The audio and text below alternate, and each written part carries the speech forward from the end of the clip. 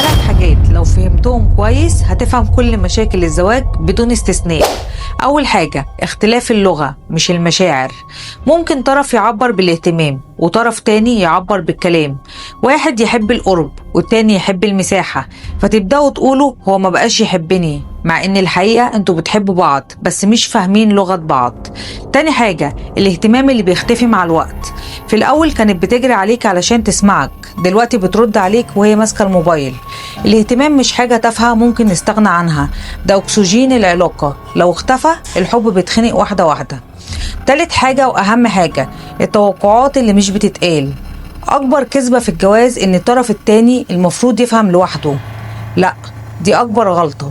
اللي جواك لو ما اتقالش بيتحول لزعل وبعدها برود وبعدها انفجار. قول، عبر، ما تستناش حد يقرا دماغك. باختصار كلامي، لو ما تعلمتوش تتكلموا تهتموا وتتنازلوا شوية، مفيش حب هيكمل مهما كان قوي. وسؤالي ليكو، ايه اكتر حاجة شايف انها بتدمر الزواج بسرعة؟ وسؤالي التاني، في رأيك الحب بيقل مع الوقت فعلا ولا احنا بنبطل نفهم بعض؟ واكتب لي ردك في تعليق. ولو الفيديو عجبك اعمل لايك وشير علشان كلامي يوصل لكل الناس. انا اسي عبد الرحمن ودي النضارة السوداء. سلام.